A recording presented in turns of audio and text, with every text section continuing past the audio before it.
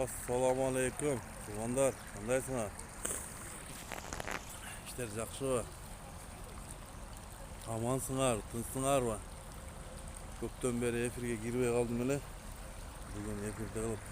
Эфирди бөлүшпөсөк туугандар, эфирди бөлүшпөтөбүз туугандар. Эфирди бөлүшпөсөк болууда эмес. Мындай дагы ушундай кеткенге туура эмес туугандар. Ачык айтыш керек эми. Мына болду. Кыргыз эли itke mindi эле эми питке минип калды туугандар. Ачык айтыш керек аныча. Себеби мен ойлоп калдым. Кыргыз эли ушул президенттерди, таттуктуу президенттерди тандашын билбейт окшойт депчи.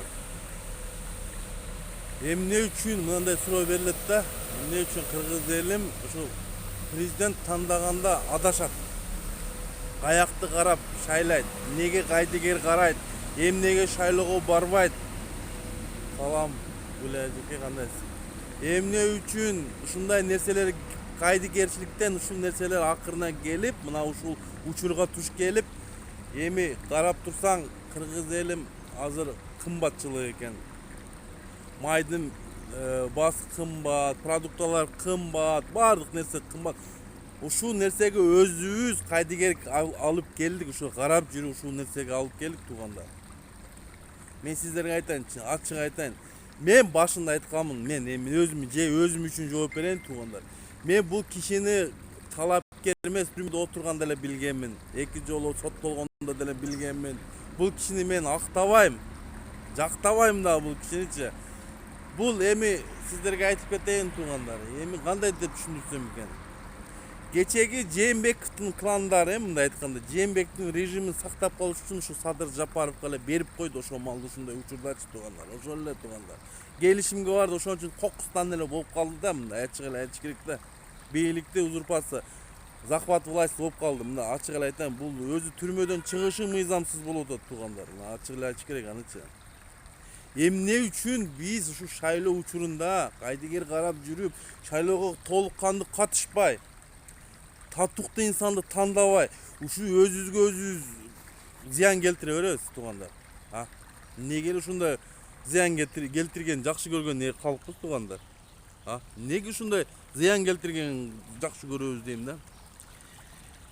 Мен көргөн нерсени башка бирөө көргөн нерселерди силер көрө албайсыңарбы?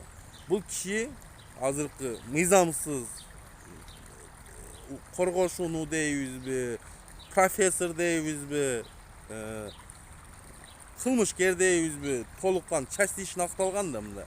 Не десек дагы мыйзамсыз адам колдон келбейт, алып кете албайт. Биз кыргыз эли экономика вообще өлгөн, экономиканын тамгасын түшүнбөгөн адамды, эми айтайын да, эмес кысын деле түшүнбөсө керек. Эсин деле, иштекесин деле түшүнбөй, тамгасын бирөөсүн да түшүнбөсө керек алчы, экономиканычы. Ошондой адамды алып келип отургузуп алдык. Мисалы, баягы бизден катын алып атканда, эргетип атканда сурайсың да. Кандай адам? Жакшы адамдын баласыбы? Соттолгон эмеспи? Кылмышкер эмеспи? Бандит эмеспи деп сурайсың го. Биз ошондой эле болуп калдык да, биз да тандаганда ошондой нерселерди сураш керекпиз да, жок дегенде. Бул соттолгон эмеспи? Бул эмне менен отурган? Кайсы статьялар менен отурган? Ошолорду сурабай туруп алып келгениз, мыйзамсыз алып келген. Мына ушул жерде көп учурларда ушундай нерселер менен өз Баткендеги события 36 жараныбек күнү өлдү. Ушул кишинин айынан өлдү. Түздөн түз күнөөлүү ушул киши мисалы. Эч ким жооп берген жери жок. Бир чиновник ошо боюнча бир чиновник жооп берген жери жок туугандар. 36 адам бегүнү өлүп кете берди. А булар жыргап, кардайып, жардайып жүрүшөт. Булар иши элди алаксытып туруп кумтөрдү ойлоп табышты. Кумтөрдү утуласың. Мен айтып атпаймынбы? Кумтөргө өтө күчтүү юристтер керек, анын үчүн бизде международный мындай адистер керек, юристтер. А бизде андай жок. Азыр эртең Нью-Йоркто эми азыр соттошуп атыптыр, эми билбейм. Onu men эмес, Акыл Жапаров айтып атат. Утулуп калабыз туугандар деп атат. Мына туугандар. Баягы арканды алысыраак ташташ керек да. Анан кийин арканды кичине мындай таштап коюп эле кыла берген боло бербейт эми. Мына эмне акыры эмне менен бүтөт туугандар? Мына акыры мына толук кандуу ишке кириши элекмин деп Mına 2 ayda rezultatты көрсөтөм dediler. 2 ay emес 8 ay öttü. Эми geçe jakında жүрөt. Mına 4 жылда Kırgızstan күчтүү мамлекеттин бирлерини өлүгүүгө жол көрөт.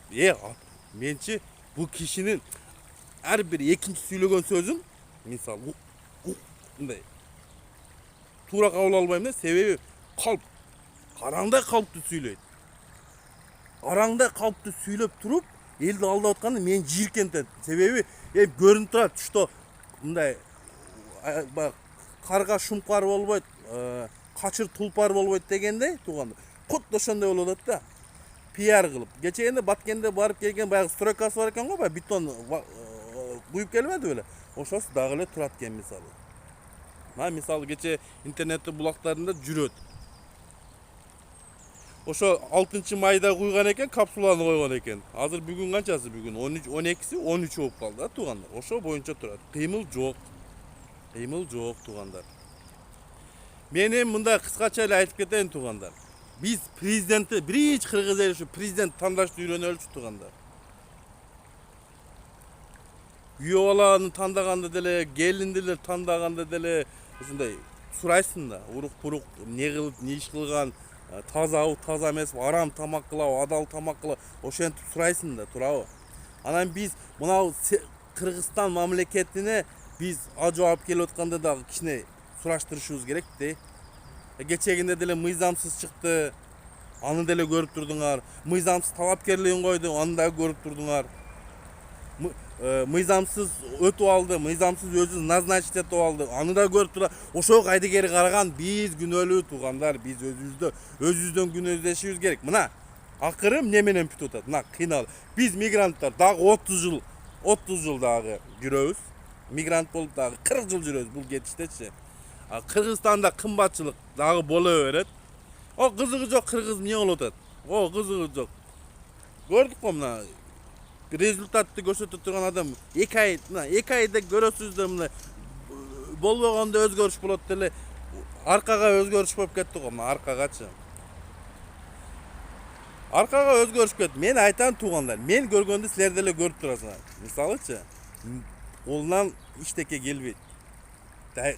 Kadr dayar emez. Dayar emez bol. Dayar emez da tuğanlar. Dayar emez. Oşon üçün men tuğanlar aytıp keteyim. Mындай кетиште туғандар, биз эгемендүүлүгүбүздү да жоготуп алышыбыз мүмкүн. Ынтымакта жоголуп кетиши мүмкүн. Ачкачылык боло берет. Кече бирөөсү айтып чыкты го, бир Дакансанын бирөөсү. Дүгүдүк не деди? Kırgızlar açkaçılık деп geçe biri Dakansas söylep жүрөт. Ana ошол geldi tuğanlar. Daha bu geçişte tuğanlar. Daha bunday geçişibizde men bilbem tuğanlar. Özüzge kaydıger karap жүрүп mına ушул учурга geldim. Анан кийин мына Dakansalardын içinde arasında men эфиримдин анча-мынча Dakansalар кирип калат. Мен силергечи абаңарды уруп ойногон силерди вообще уруп ойнобойм да менчи. Абаңар колунан келбеген нерсени мен айтып атам. Мына мисалчы Kırgızstan'ın ekonomikasını жылдырыш керек. Каяктагы нерселер менен алек болбой. Кишилер мындай кадрларды алып келиш керек да, туурабы? Иштей турган кадрларды куда сөйөк, дос пос. Кайсы бийликте көрдүңөр эле, бир досун апарып туруп, УКМКга төрага кылып, бир досун апарып туруп, ген прокурор кайсы бийлик ушундай болду эле. Бизде конституцияда жазылган да, бизде жакын бир туугандары керек болсо өзүң президент болуп турганда жакын дос, урук тууган, уруктарың вообще бийликке жакындабаш керек өзүчү. Вообще жакындабаш керек. Биз бир тууганың болобу, кудаң болобу, досуң болобу, 10 жолу досуң болобу, бийликке бутагына вообще жакындатпайт. Кайсы бийлик болбосун. Бул закондо жазылган бул. Биз эмне кылып атабыз? Келип атат, мыйзамсыз келип президенттикке отуруп атабыз да, ол досун УКМКга төрага кылып, бул досун прокурор кылып, бул досун спикер кылып, о кудасын ояка барып, бул кудасын бияка губернатор кылып, ошо алыштектен бардык нерсени ушу чыгарды туугандар. Мен ушул азыр бир эле суроодо буга ким жолтоо болуп атат? Ишти алып кеткенге. Эч ким жолтоо болгон жок. Керек болсо конституцияны өзгөрттү, өзүнө ылайыктуу. Конституция өзгөрдү. Жаңы конституция боюнча, мен бул мыйзамсыз, мен билем. Бирок кабыл алынды. Жаңы конституция боюнча жаңы шайлоо Uyuşturuş керек эле туугандар. Жаңы президенттик шайлоо uyuşturuş керек эле. Бул жаңы конституция боюнча жеке мойын менен өз жоопкерчиликти алат. Өкмөттүн дагы башкасында өз мойнуна алат. Ички саясатында, тышкы саясатында. Баягы Текебаев мырза айтып кеткендей, мындан ушунчалык көп күчтү көтөрө алабы экен деп.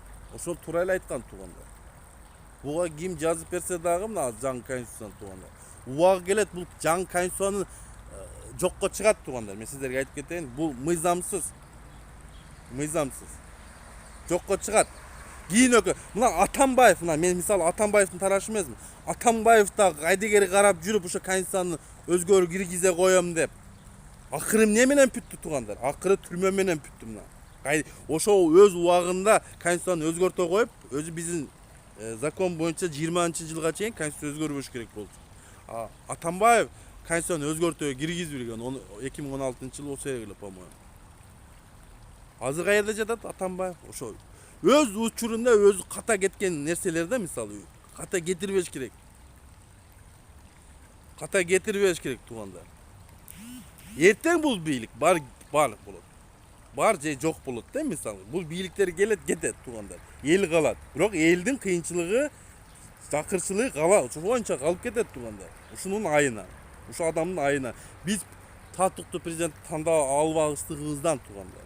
Ошону үйрөнүш керек. Татыктуу инсанды тандап президентке алып келип, эл үчүн күйгөн адамды алып келгенибизде, мындай азыркы окшон кымбатчылык болбойт эле, мисалы. 1 литр май 700гө чыгыптыр. 750 да азыр. Bir kartoşka, kilogram kartoşka 50 сом экен туугандар.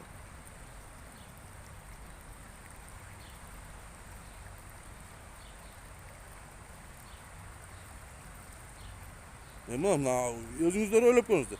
Бул кетиштен биз каяка барабыз? Мен билбейм туугандар. Бул кетиште мен айта албайм, мен бул кандай кетишти. Эмне? Эми туугандар, өзүңүздөр карап көрүңүздөр. Кайдыгер карабайлы туугандар. Баягы өз убагында сөздү айтып калыш керек. Кийин кеч болот. Убагында айтып калбасак, кийинки сөздөрүбүз кеч болот. Ойлонолу, анализ чыгаралы туугандар. Мен бул абаңарга 1000 жыл берип 2000 жолу конституцияны өзгөрсөк деле өзгөрүү болбойт. Көрүнүп турат, иште албайт адам. Себеби опыт жок, тажрыйба жок. Мына туугандар, ошол. Мээ деген жок, Анча мынча мээмим иштебей кетип дейт го, ошондой мээси кичине иштебей кетип атса керек да. Ойлонолу ошончо. Эфирди туугандар аяктап атып, мен сиздерге кайдыгер карабагыла туугандар. Ойгонолу кыргыз элим. Ойгонбосок, бул кетиште биз көпкө барбайбыз туугандар. Ошол эле. Качан ойгонобуз, көздү ачабыз, татыктуу инсанда тандашты үйрөнөбүз, ошондо гана Кыргызстан алдыга өнүгүүгө чөйт. Ошол. Башка бизде жол жок туугандар. Бул авам айта берет, кайта берет, ошондой. Эмне кылабыз, майла жок. Бирок кайдыгер карабайлы. Только вперед туугандар. Болду. Мөөнөттү 8 ай, 2 ай, 3 ай деп атып, толук кандуу деп атып, ушул учурга келдик туугандар. Макул туугандар, дагы мен эфирге кирем туугандар. Саламатта калыңыздар.